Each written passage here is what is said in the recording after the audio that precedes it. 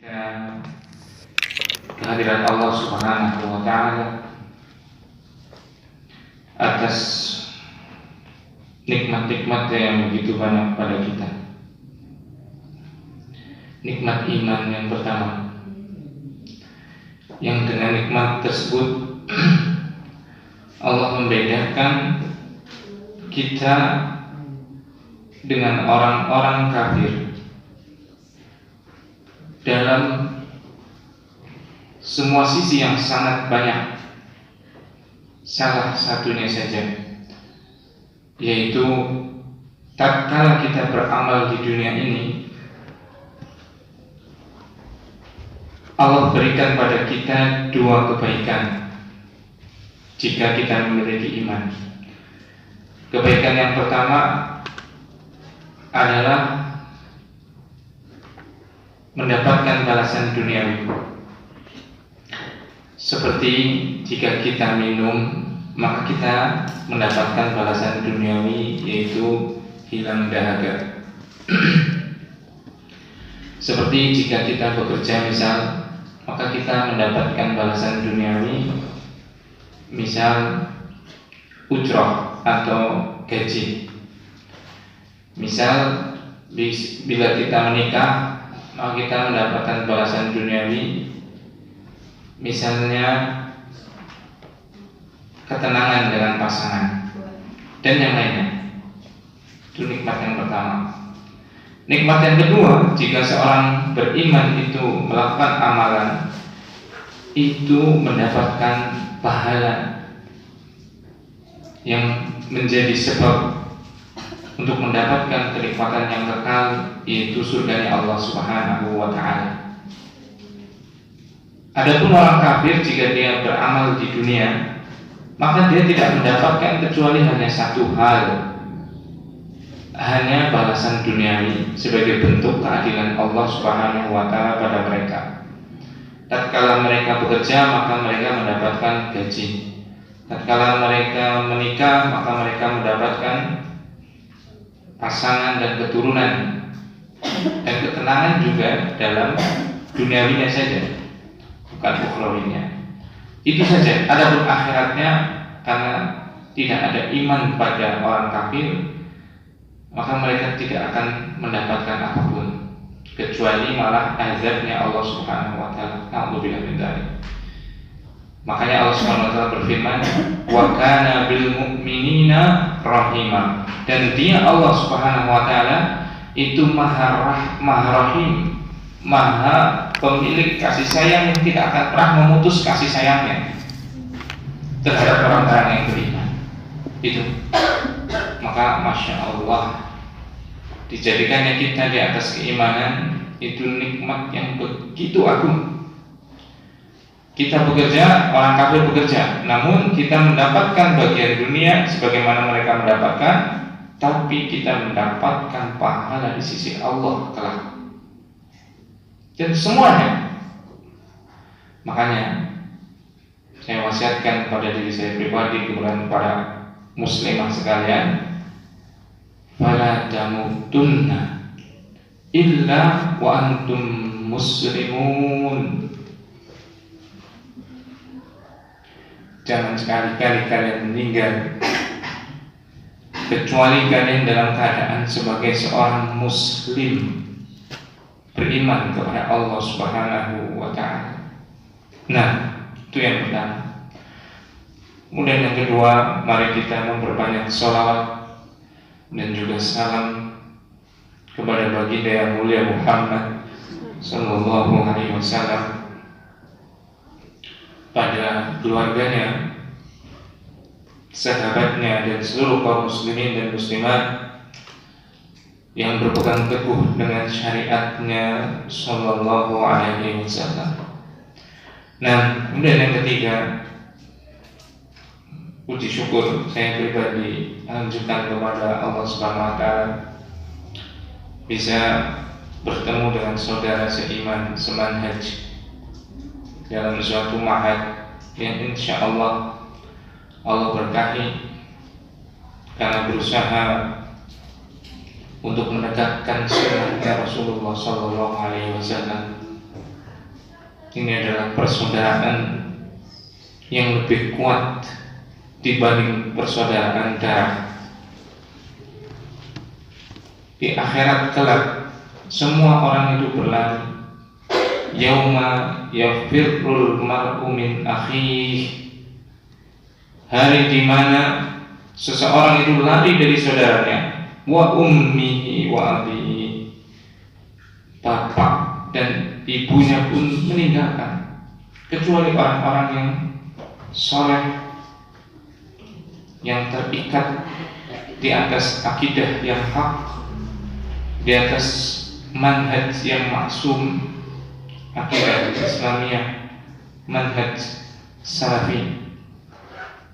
Nah, maka beruntunglah, bersyukurlah, dan jaga ukhuwah kita sekalian di atas Islam ini, di atas manhaj ini, sehingga kita menjadi hambanya yang bisa bergandengan tangan,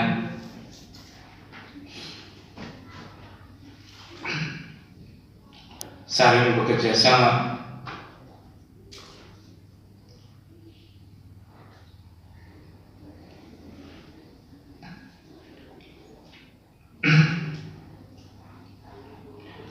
di dunia ini. Karena berat meniti di atas sunnah itu perkara yang sangat berat, kecuali Allah tolong kita, kemudian kita saling menolong dalam kebaikan dan ketakwaan. Wa ta'awanu 'alal birri wat taqwa, bekerja samalah, saling tolong menolonglah kalian dalam kebaikan dan ketakwaan.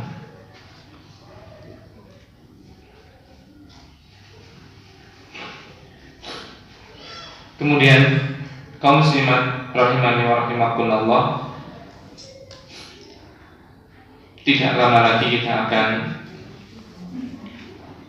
diberi anugerah yang sangat agung, yaitu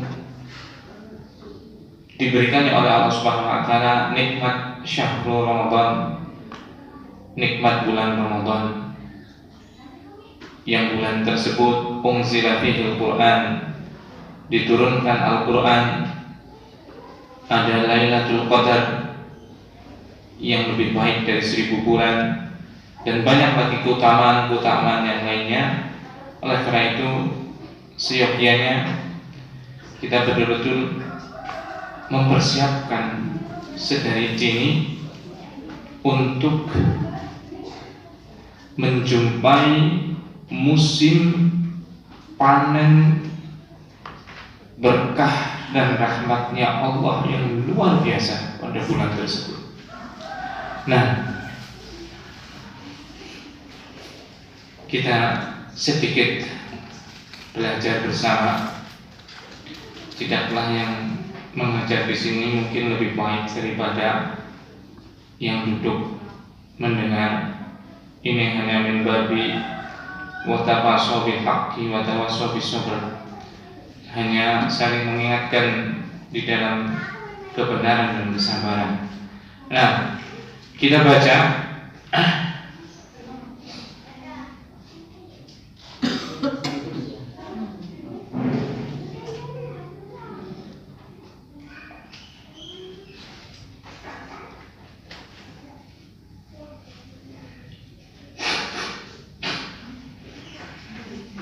firman Allah Subhanahu wa taala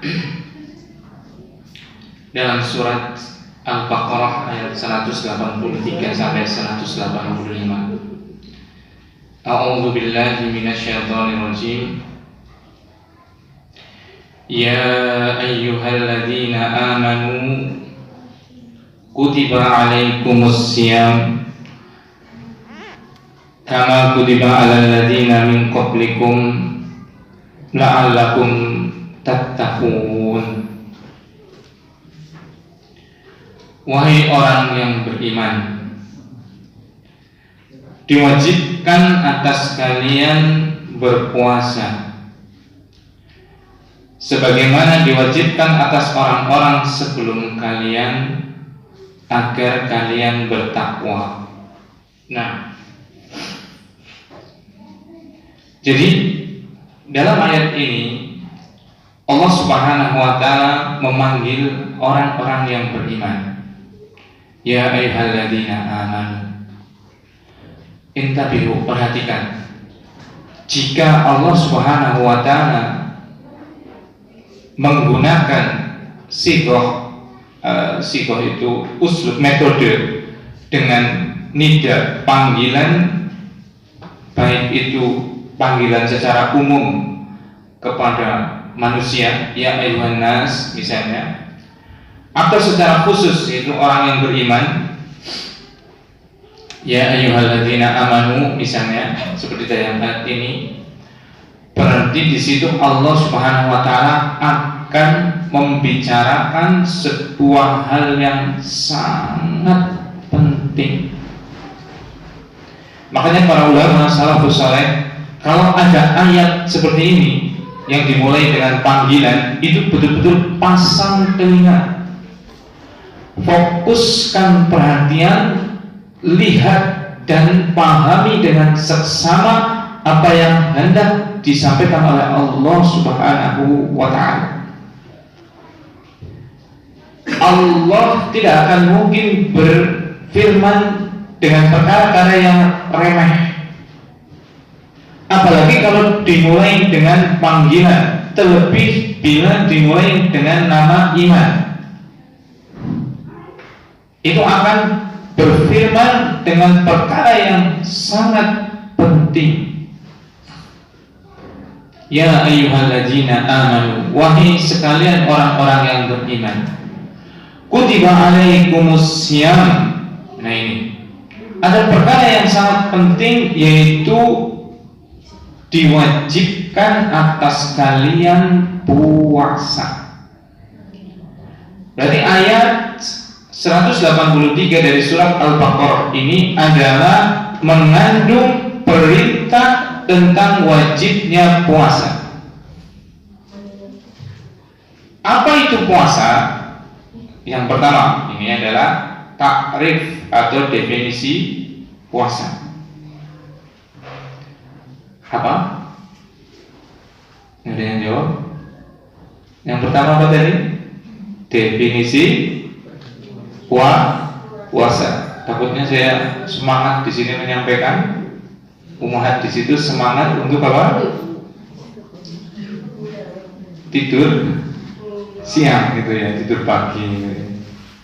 Nah, yang pertama adalah definisi puasa. As-siyamu fil lughati al-imsak. Puasa itu secara bahasa artinya menahan. Secara bahasa artinya menahan. Sebagaimana firman Allah Subhanahu wa taala mengutip ucapan Maryam dalam surat Maryam ayat 26, Allah Subhanahu wa taala berfirman, "Inni nadartu lirrahmani sauma." Ini sungguh aku, kata Maryam, nadartu lirrahman, bernadar kepada Ar-Rahman, yaitu Allah Subhanahu wa taala, sauman. Saum di situ artinya imsak, menahan diri, yaitu menahan diri untuk tidak berbicara dengan orang. Nah, itu makna saum secara bahasa. Sumtu bermakna amsaktu. Aku puasa berarti artinya aku menahan diri.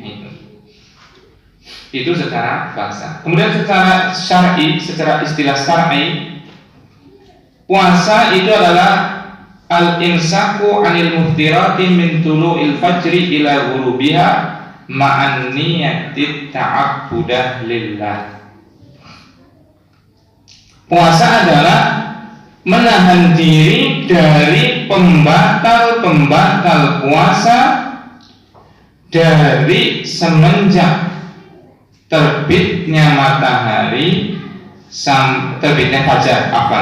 terbitnya fajar sampai tenggelamnya matahari, dan harus ada niat untuk beribadah kepada Allah Subhanahu wa ta'ala.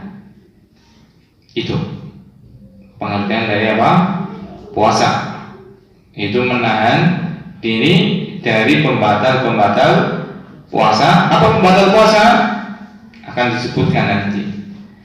Min tulul fajri, dari terbitnya fajar. Fajar itu bukan matahari ya. Fajar itu adalah cahaya yang muncul di awal pagi. Dan fajar itu ada dua. Yang pertama fajar kadhib, yang kedua fajar shadiq. Fajar kadhib dan fajar apa? Shadiq. Fajar kadhib itu dalam bahasa Arab artinya dusta. Fajar yang dusta, maksudnya fajar yang belum menunjukkan masuknya waktu subuh. Bentuknya seperti apa? Bentuknya seperti cahaya yang ke arah vertikal, ke atas itu apa? Vertikal ya.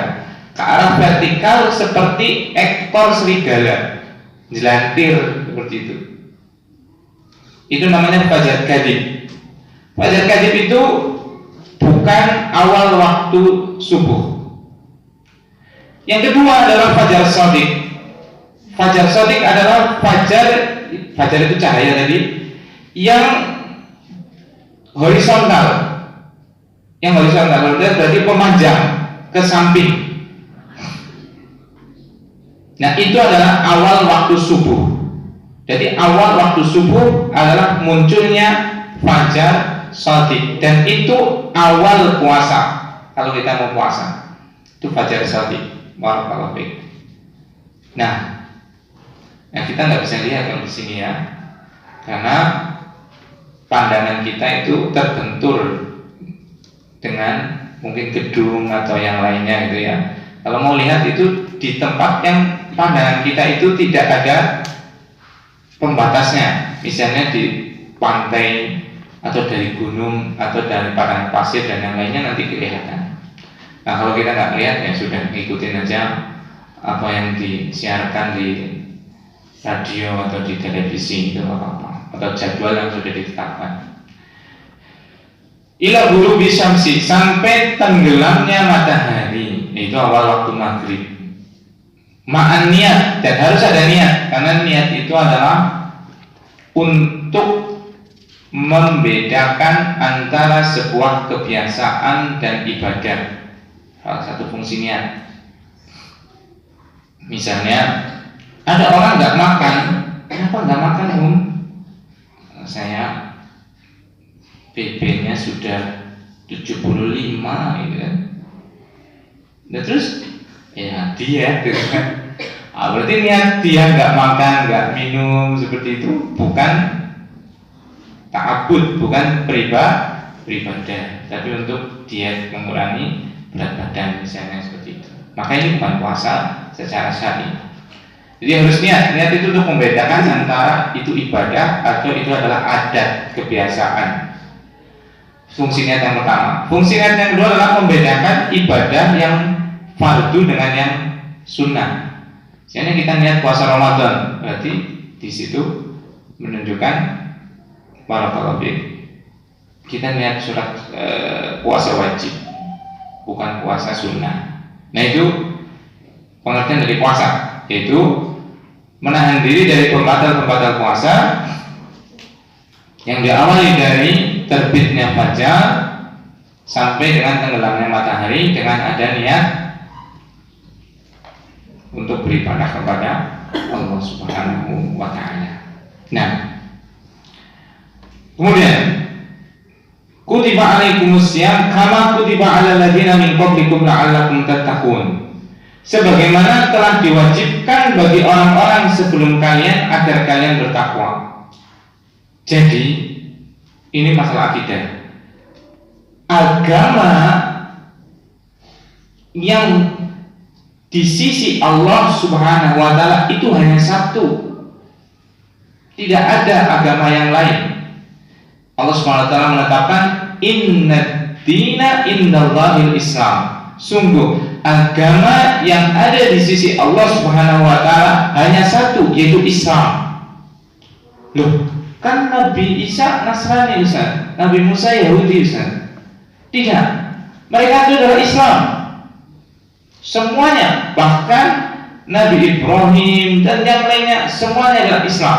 Dan kita lihat dalam Alkitab, baik Alkitab Al-Quran ataupun kitab-kitab mereka, itu menetapkan agama mereka itu Islam, yaitu Islam yang bermakna umum.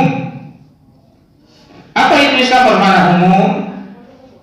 Adalah tunduk dan patuh kepada Allah dengan mentauhidkannya dan beribadah kepadanya dan berlepas diri dari syirik dan pelakunya. Itu Nabi Ibrahim tunduk kepada Allah, mentauhidkan Allah dan beribadah kepada Allah dan menghindari syirik dan pelakunya, sampai dia menjauhi orang tuanya yang membuat berhala patung, bahkan dia rela dibakar seperti itu.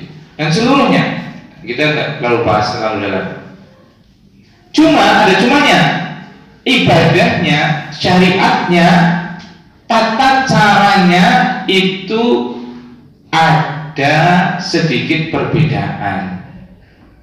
Perbedaan itu disesuaikan dengan zaman para nabi dulu, kemudian direvisi, disempurnakan sampailah Islam sekarang.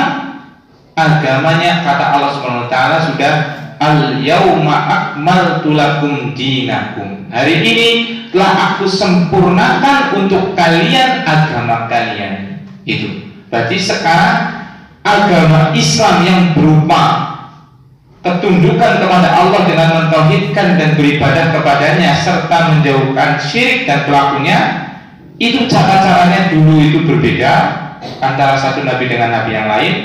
Sekarang disempurnakan dan sudah gak perlu penambahan dan pengurangan, dan semuanya harus menggunakan syariat yang terakhir ini yang dibawa oleh Nabi Muhammad Sallallahu Alaihi Wasallam.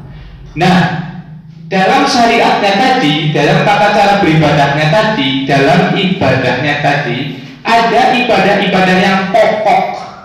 Salah satu ibadah yang pokok adalah puasa, sholat, zakat, haji. Itu ibadah pokok yang ada semua. Cuma tata cara puasanya bisa berbeda antara umatnya Nabi Musa dengan umatnya Nabi Muhammad Sallallahu Alaihi Wasallam. Dan kalau sekarang yang dipakai hanya tata cara syariatnya Nabi Muhammad Sallallahu Alaihi Wasallam. Makanya di sini Allah Subhanahu wa taala menyebutkan apa? Kama kutiba alaikumus siyam, kama kutiba alal ladzina min qablikum, kama kutiba alal ladzina min qablikum. Sebagaimana puasa itu juga diwajibkan kepada orang-orang sebelum kalian. Cuma puasanya beda. Ada puasa wisor namanya. Kita nggak terlalu bahas di situ. Nah, barakallahu fiik. Nah, ini. Jadi puasa itu adalah ibadah yang pokok yang ada di seluruh agama samawi, agama langit. Nah, kemudian hikmahnya kenapa Allah Subhanahu wa taala menyebutkan puasa itu diwajibkan kepada orang sebelum kita, umat sebelum kita. Ini ada pelajaran metode dalam mengajar, dari jalan tarbiyah. Jadi kalau kita memberikan tugas, nah Allah kan memberikan tugas yang tugasnya cukup berat ini. Itu dia nggak boleh makan, nggak boleh minum, nggak boleh bersenggama dengan pasangannya seperti itu ya. Dari pagi subuh sampai maghrib, ini kan berat. Kalau memberikan tugas berat itu, kalau bisa kita juga memberikan rasa yang menyebabkan yang berat itu menjadi ringan. Salah satu bentuk yang menjadikan di pikiran itu agak ringan, yaitu ini. Ternyata puasa ini juga sudah diwajibkan pada umat sebelum kita. Nah itu Misalnya kalau ada ustazah di sini memberikan tugas untuk anak didiknya seperti itu, besok kalian membawa misalnya alat-alat makan yang bersih ya, harus lengkap gitu misalnya. Waduh, gimana ustazah? Saya belum ini. Ya dulu-dulu juga kakak kelas kalian seperti itu. Oh iya ya sama ya. Nah itu kan jadi tugasnya kan pembebanan. Kakak disebutkan bahwasanya kakak kelasnya juga dulu seperti itu, menjadi ringan, lebih ringan lah seperti itu. Nah itu. Jadi kalau kita memberikan tugas, gambarkan tugas tersebut adalah ringan, sebagaimana Allah SWT seperti itu. Nah, la'allakum tattaqun. Jadi tujuan berpuasa adalah agar orang bertakwa. Jadi kita jangan antuna tujuan puasanya apa ya kebetulan lah ya BP saya sudah 76 nggak enak udah ya kan, berat, jalan juga berat gitu kan. Tujuannya biar apa? Biar langsing gitu ya, nggak boleh. Tujuannya biar sehat, nggak boleh. Nggak usah diniatkan, itu sudah otomatis, itu kan balasan duniawi kan. Itu udah otomatis akan mendapatkannya itu. Kalau orang beramal, yang balasan duniawi itu sudah otomatis, tapi balasan ukhrawi itu tidak otomatis. Dia harus betul-betul ada niat ikhlas karena Allah Subhanahu wa taala semata. Mohon maaf ya. Misalnya ya, ada yang ngajar di sini, misalnya ada ustazah atau siapa ngajar di TK sini ya. Niatnya tatkala mungkin tanggal 1 atau tanggal 5 mungkin tatkala gajian itu kan, pasti kepala sekolahnya nggak tanya apa tuh nanti ngajar di sini niatnya apa. Nggak mungkin ada pertanyaan kayak gitu kan. Ya sudah, tanggal 1 ya atau tanggal 2 atau tanggal 5 ya mendapat bisyarah, mendapat apa? Gaji lah, seperti itu kan. Tanpa harus ditanya niatnya ikhlas atau nyari yang lain gitu kan. Tapi dalam hati kita harus yang ditanamkan niat kita itu adalah ikhlas saja sudah. Karena Allah Subhanahu wa taala semata, tidak mencari yang lain. Otomatis itu sudah dapat lah, nggak mungkin lah seperti itu. Nggak mungkin ditanya tadi orang kerja di pabrik atau perusahaan hari Sabtu gajian misalnya, kemudian apa datang seperti itu, datang mau gajian, ditanya kerjanya apa mas niatnya? Ya ikhlas. Kemudian kalau jawabannya ikhlas, oh ikhlas ya, jadi nggak tak kasih gajinya ya, kan nggak mungkin kan? Ya pasti dikasih, itu haknya kok. Tapi kalau pahala belum tentu dikasih oleh Allah SWT, kecuali kalau dia niatkan apa? Ikhlas. Maka ini tujuan kita berpuasa adalah untuk bertakwa. Jadi niatkan dalam seluruh amalan kita, barakallahu fiik. Niatkan betul-betul apapun yang kita ucapkan, apapun yang kita lakukan itu hanya untuk satu, yaitu mencari keridhaan Allah Subhanahu wa taala. Wa ma khalaqtul jinna, tidaklah aku ciptakan jin wal insa dan juga manusia illa kecuali liya'buduni, kecuali mereka itu untuk beribadah kepada aku saja, itu tidak ada yang lain. Niatkan seluruh yang kita lakukan ini adalah untuk wujud peribadatan kepada Allah Subhanahu wa taala. Nah, kemudian itu yang pertama ya, definisi puasa. Ayyaman ma'dudat. Puasa itu hari-harinya sudah ditentukan. Faman kana minkum maridan aw ala safarin fa'iddatun min ayyamin ukhra. Siapa saja dari kalian yang sedang sakit atau sedang dalam safar, maka hitunglah untuk untuk mengganti pada hari-hari yang lain. Wa 'alal ladzina yutiqunahu fidyatun ta'amu miskin.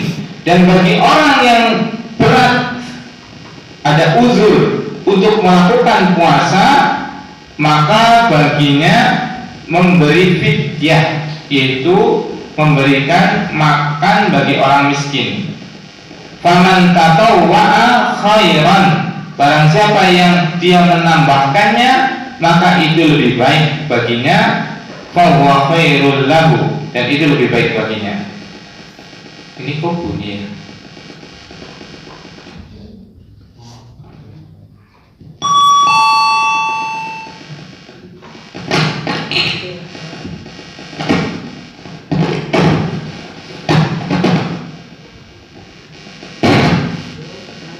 Wa antasumu khairun lakum, dan engkau berpuasa itu lebih baik bagi kalian.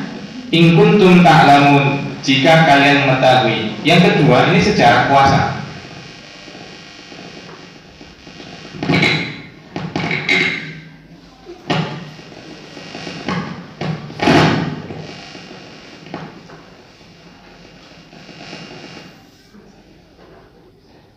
Ayo, saya silakan.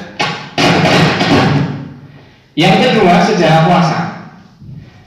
Puasa, barakallahu fikum, awal disyariatkannya itu adalah pilihan. Makanya di sini ayyaman ma'dudat, puasa itu hari-harinya sudah ditentukan, yaitu di bulan Ramadan tadi. Faman kana minkum maridan aw ala safarin fa iddatun min ayyamin ukhra wa 'alal ladzina yutiqunahu fidyatun ta'amu miskin. Dan bagi orang yang dia itu tidak mampu, maka dia cukup memberikan ta'amu miskin. Dan sampai akhir yang sudah saya kerjakan tadi, saya bacakan di sini sejarah puasa. Itu pertamanya, barakallahu fi, itu adalah pilihan. Sebagaimana hadis itu diriwayatkan oleh Imam Bukhari dan Imam Muslim dari Aisyah radhiyallahu taala anha. Dia berkata, "Kana Asyura yusam." Dulu mereka puasa Asyura. Nah, falamma nazala fardhu Ramadan, tatkala turun tentang puasa Ramadan, kana man syaa shoma wa man syaa aftar. Yang mau ya puasa, yang nggak mau ya nggak apa-apa. Silakan aftar, silakan buka, makan gitu. Jadi awalnya itu nggak diwajibkan. Jadi mustahab, sunnah saja. Yang mau puasa di bulan Ramadan boleh. Kemudian apa? Yang nggak puasa juga boleh. Itu. Kemudian setelahnya fase yang kedua itu adalah dia boleh puasa. Kalau nggak puasa, dia harus memberi fidyah. Jadi ini sudah wajib. Tapi wajibnya pilihan. Mau puasa nggak apa-apa, atau nggak puasa dia bayar fidyah, nggak ada qadha. Seperti itu. Saya ulangi. Yang pertama tadi puasa silakan, nggak puasa nggak apa-apa. Yang kedua, fase yang kedua itu adalah apa? Mau puasa bagus, kalau nggak puasa harus bayar fidyah, yaitu memberi makan setiap hari yang ditinggalkan satu orang miskin. Seperti itu. Sebagaimana ini diriwayatkan dari Mu'ad radhiyallahu taala anhu. Hadis ini diriwayatkan oleh Imam Bukhari dan Muslim. Kama qala Mu'ad radhiyallahu taala anhu, sebagaimana ini dikatakan oleh Mu'ad, kana fi ibtida'il amri man syaa shoma wa man syaa aftara. Dahulu di awal tentang perintah wajibnya puasa itu, yang mau silahkan puasa, yang mau juga silahkan berbuka. Tapi ada tambahannya, wa'at ana angkul yaumin miskinan, dan memberi makan dari setiap hari yang dia tidak puasa satu orang miskin. Wa hadza rawal Bukhari an Salamah bin Aqwa. Dan ini adalah hadis riwayat Bukhari dari sahabat Salamah ibni Aqwa. Itu tahapan yang kedua. Saya ringkas saja. Nah, tahapan yang ketiga yaitu wajib puasa. Itu wajib puasa. Gak boleh secara hukum asalnya, gak boleh untuk berbuka atau gak boleh gak puasa kemudian bayar fidyah, kecuali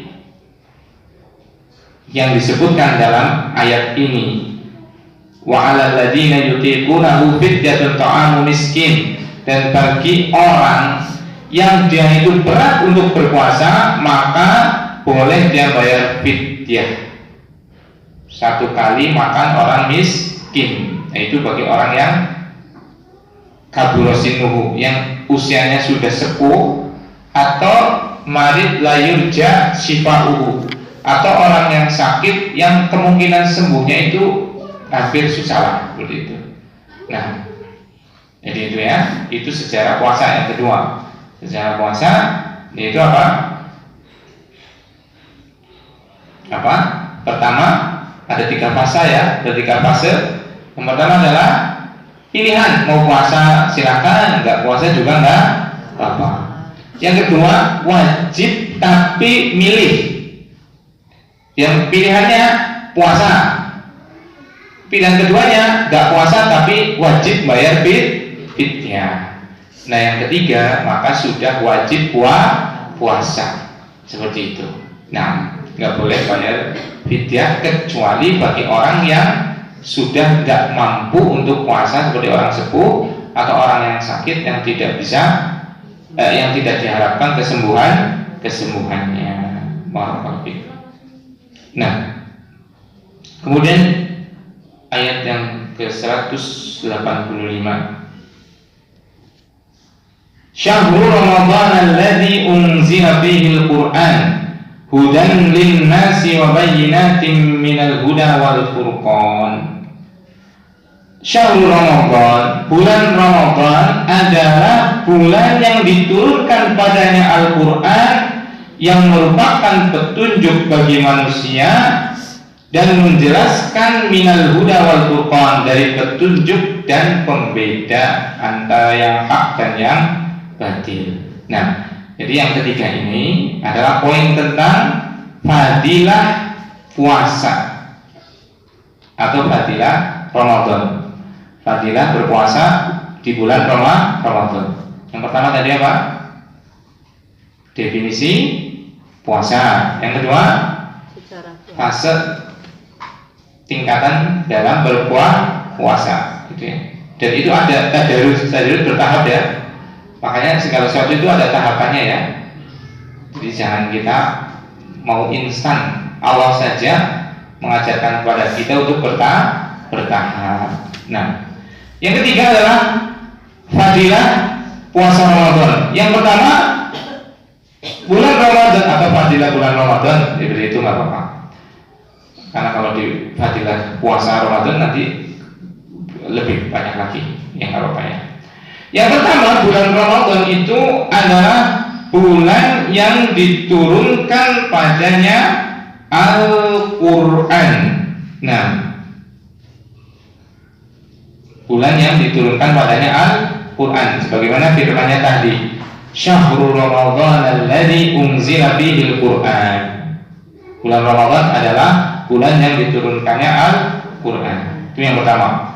Yang kedua, bulan Ramadan itu adalah bulan yang keutamaannya tidak lebih kurang atau sama, hampir sama dengan hari Id.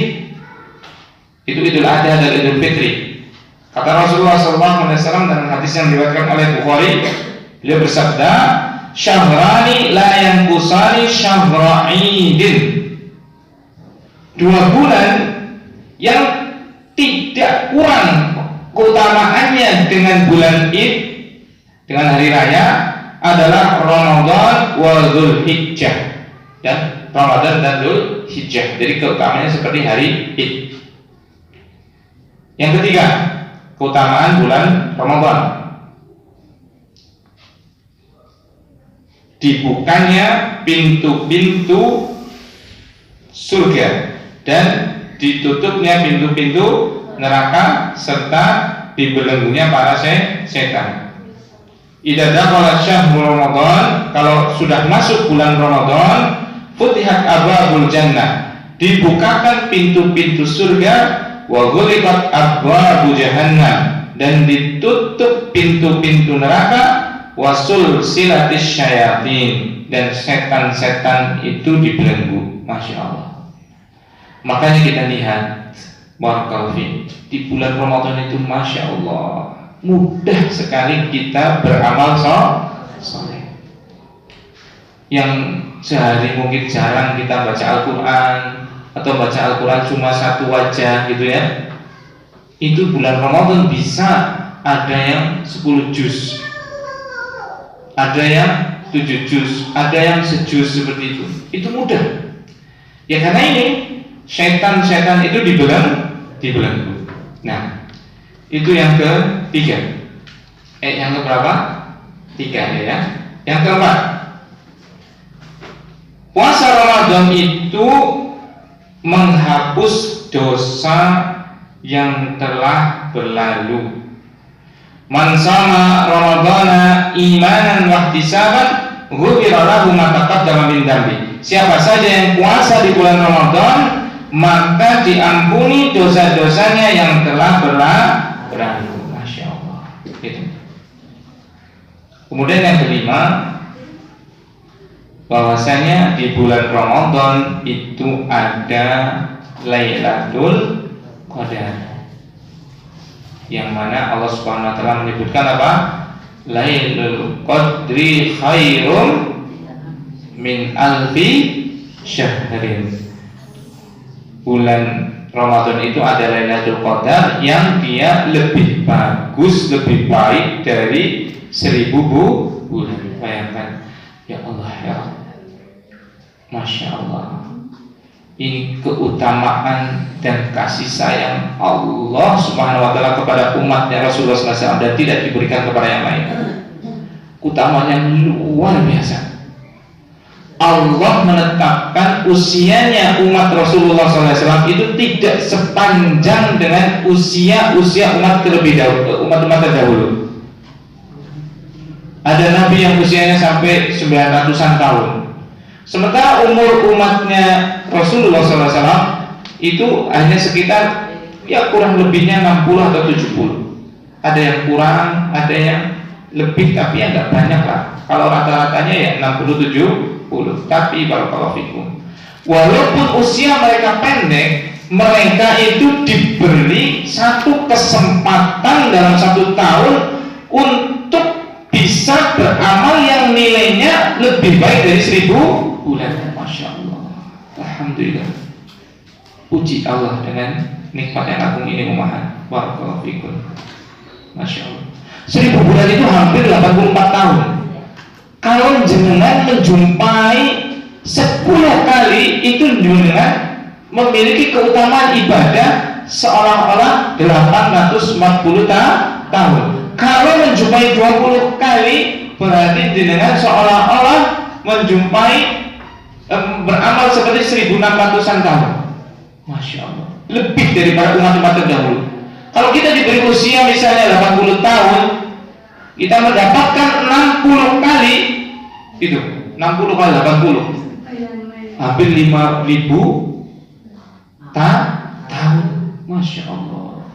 Itu barakallahu. Puji Allah ya umat. Alhamdulillah ala hadhihi nikmatil azimah, atas nikmatnya yang sangat agung ini. Nah, itu keutamaan apa? Bulan Ramadan. Kemudian faman syahida minkumus syahra falyasum, maka siapa saja yang mendapatkan bulan ini, yaitu bulan Ramadan, maka wajib bagi dia untuk berpuasa.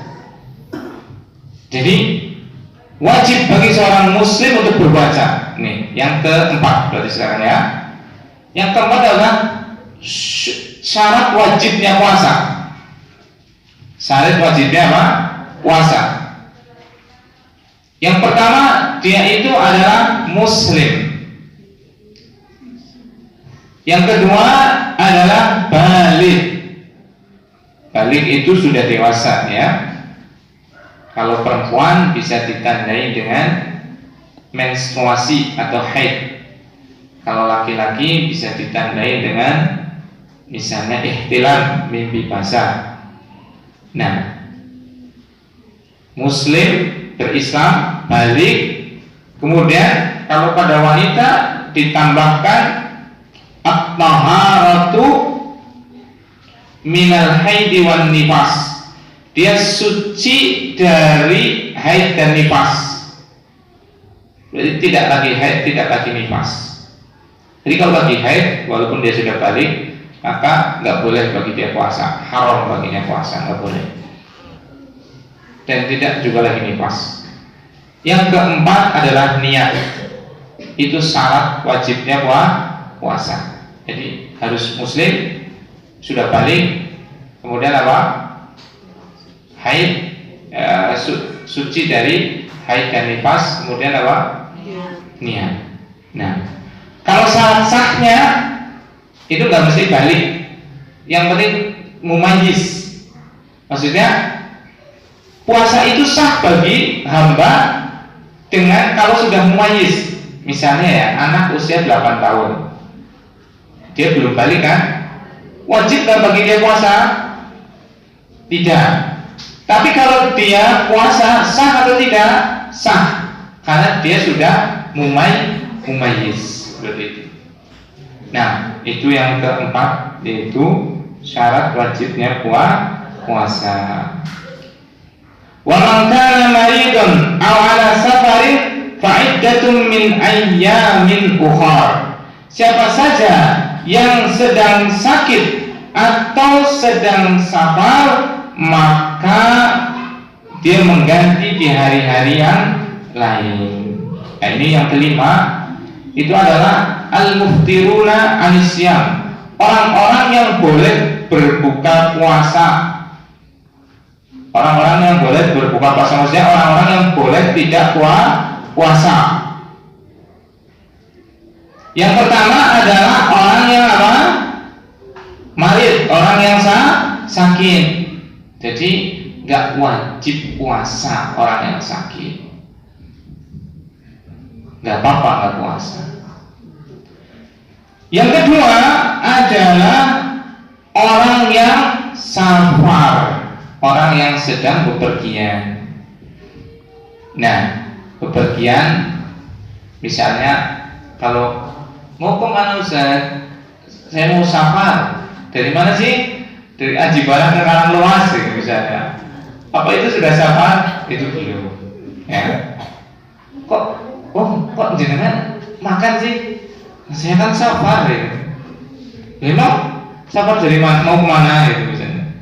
Saya mau safar ke Cilongok misalnya. Itu bukan safar ya. Di safar itu para ulama berbeda pendapat tentang jaraknya ya. Tapi yang masyhur itu adalah sekitar 80 km. Itu jarak minimal dikatakan safar. Jadi itu ya, orang yang boleh berpuasa, orang yang boleh berbuka atau boleh tidak berpuasa itu orang yang sakit atau orang yang sedang safar. Nah, barakallahu fiik. Nah, yang selain ini maka dikiaskan kepada ini, kepada orang sakit atau orang safar. Misalnya tadi yaitu orang hamil, gitu kan, atau orang menyusui seperti itu, maka dia dibolehkan untuk tidak berpuasa. Nah, itu yang keempat, yaitu orang-orang yang boleh tidak berpuasa, yaitu orang sakit, orang safar, atau orang hamil, atau orang menyusui, atau orang yang sepuh, gitu ya. Nah, kewajibannya apa? Kewajibannya adalah fa'iddatum min ayyamin ukhar. Kewajibannya adalah dia menghitung hari-hari yang dia tidak puasa tadi, tatkala dia lagi safar tadi, atau tatkala dia lagi sakit tadi. Dengan apa? Mengganti di hari-hari yang lain, seperti itu. Nah, itu hukum asalnya. Makanya orang sakit pas Ramadan, dia sakit 3 hari misalnya, nanti di luar bulan Ramadan dia mengqadhonya selama 3 hari. Batas waktu qadhonya nggak ada batasan kecuali sampai Ramadan berikutnya, seperti itu. Begitu juga orang yang safar. Kalau orang yang hamil bagaimana Ustaz? Orang yang hamil ya secara asal itu berbeda pendapat ya. Orang hamil dan menyusui itu berbeda pendapat. Ada yang mengatakan qadho saja, ada yang mengatakan fidyah saja, bayar fidyah.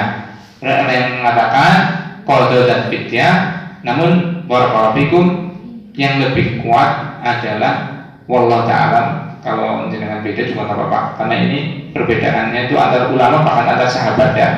Kalau saya mengambil qadho saja, kewajiban bagi ibu hamil yang tidak kuat untuk puasa seperti itu, atau ibu menyusui seperti itu, kewajibannya adalah mengqadho di bulan-bulan yang lainnya, seperti itu. Kalau dengan membahas mengambil saya fidyah saja Ustaz, ya kalau dengan uang di atas ilmu ya silahkan, dan itu memang perbedaan yang khilaf yang kuat antara para ulama, dan tidak mungkin kita menjelaskan secara detail di tempat yang ini dan waktu yang singkat ini. Nah, yuridullahu bikumul yusra wala yuridu bikumul usra. Allah menginginkan kepada engkau kemudahan dan tidak menginginkan kepada kalian hal-hal yang menyusahkan. Masya Allah. Ini umat barakallahu fikum. Ini adalah syariat Islam. Min simati syariatil Islam at-taisir wa adamut taksir. Ini harus dicatat dalam hati yang paling dalam. Dalam hati yang paling dalam, bahwasanya apa? Syariat Islam itu dibangun di atas memberikan kemudahan dan meninggalkan atau menghilangkan apa? Penyusahan. Kalau bisa itu mudahin, jangan repotin gitu loh. Yassiru wa la tu'assiru, basyiru wa la tunaffiru. Mudahkan, jangan bikin susah. Berikan kabar gembira, jangan melarikan orang. Ini asas dan tanda kekhususan syariat Islam. Kalau bisa mudah, kenapa harus susah? Kalau bisa membuat orang tersenyum, kenapa harus membuat orang menangis? Itu ya, itu prinsip. Kalau bisa memudahkan, mudahkan. Kalau sekarang kayak dibalik ya, apalagi urusan pemerintahan. Kalau bisa ruwet, kenapa harus mudah? Mau bikin KTP, ya Allah. Mau bikin nikah, surat nikah, ya Allah. Nikah pertama aja sudah ribet, apalagi bikin nikah berdua gitu ya. Makanya para ustadz itu nikahnya cuma satu-satu aja itu. Bukan nggak laku ustadznya ya, tapi apa? Ribet urusannya gitu. Tapi kalau ribet kayak gini kayaknya umat senang semua. Alhamdulillah gitu mungkin ya. Ya Allah, moga-moga pemerintah tetap meribetkan untuk masalah apa? Poligami gitu ya. Biar suami saya apa? Istrinya saya aja. Allahumma amin. Seperti itu. Jadi ini pokoknya syariat kita itu dibangun untuk memudahkan, tidak menyulitkan. Berkasih tugas pada santri yang mudah-mudah aja, yang pokok-pokok aja, nanti disesuaikan dengan apa? Nalarnya. Itu ada ya wacana katanya anak TK mau dikasih pelajaran matematik. Ya Allah ya Rabbi. Sekalian aja ya. untuk matematika dikasih apa? Untuk anak TK dikasih kimia gitu ya. Seperti itu bukan karakteristik atau ciri syariat Islam. Ini dengan yang jadi ustazah di sini atau dengan jadi ibu rumah tangga itu ya, ajak abot-aboti murid, ajak abot-aboti anak. Perintahkan mereka pada yang pokok-pokok saja dulu. Nanti dengan berkembangnya akal nalar mereka, berkembangnya, bertumbuhnya tubuh mereka, kekuatan mereka, baru kita bertahap. Sebagaimana tadi perintah puasa itu Allah SWT bertahap. Awalnya cuma silakan puasa, mau puasa yang bagus, nggak puasa nggak apa-apa. Kemudian ditingkatkan, mau puasa harus, kalau nggak puasa harus bayar fidyah. Kemudian yang ketiga tadi, kalau mau puasa harus puasa, kalau nggak ganti di hari yang lain, nggak boleh fidyah, kecuali bagi dua orang tadi, orang yang sudah sepuh sekali atau orang yang sakitnya tidak diharapkan sembuh. Nah, barakallahu. Kemudian yang kelima atau keenam saya lupanya, itu adalah fidyah, ukuran fidyah. Ukuran fidyah itu berapa gitu ya? Ukuran fidyah itu ulama berbeda pendapat menjadi 3. Yang pertama ada yang berpendapat 1 sok. 1 sok itu 4 mud. 4 mud itu sama dengan ukuran zakat jenengan. Misalnya 2,8 atau kapalnya diberikan 3 lah, itu untuk perhitungan aja ya. 1 sok itu adalah 3 atau 2,5 misalnya, 2,5 kilogram seperti itu ya, kalau 2,5 kilogram itu 1 sok. Pendapat yang pertama. Pendapat yang kedua, ini pendapat dari sahabat semuanya, ada dari sahabat semua. Yang kedua adalah setengah sok atau 2 mud, berarti separuh ukuran zakat. Kalau zakatnya 2,5 berarti dia mengeluarkan fidyah 1,25 kilogram, 1/4 kilogram itu. Yang ketiga adalah 1 mud. 1 mud itu 1/4 dari tadi, dari 1 sok. Berarti 2,5 kalau misalnya 1 soknya zakatnya 2,5 itu dibagi 4, sekitar 600 on. 600 gram atau 6 on gitu lah. Atau ya gampangnya dibulatkan 3/4 kilogram gitu. Nah, itu ukuran fidyah. Yang paling afdal adalah sebagaimana yang di Al-Quran, yaitu apa? Fidyatun ta'amu miskin, memberikan makan 1 hari yang ditinggalkan 1 orang miskin. Itu yang nggak berbeda pendapat. Jadi ngasih makan bisa, tapi makannya apa Ustaz? Misalnya makannya itu yang biasa dengan makan.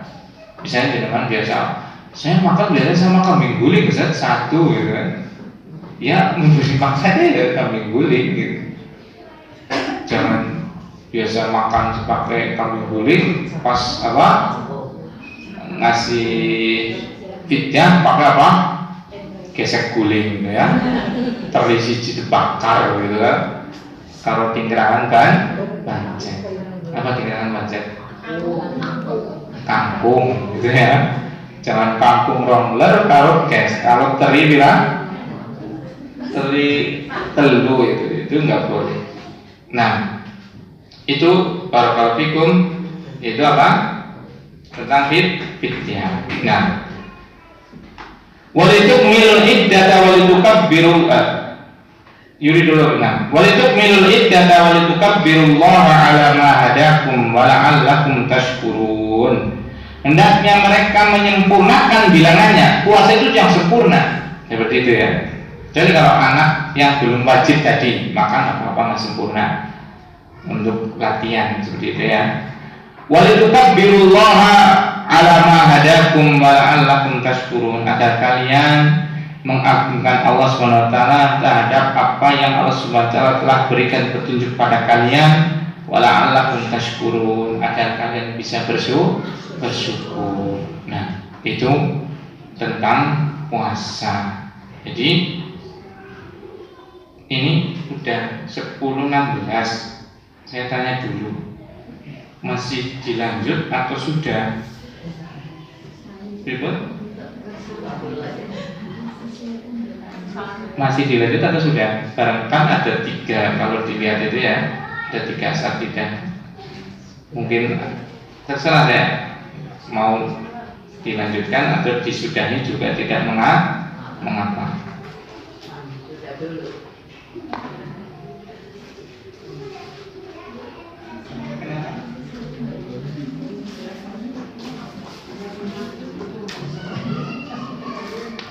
Nah, berarti kita sudah aja ya. Nah, barakallahu fiik. Jadi insyaallah yang lainnya seperti muftirat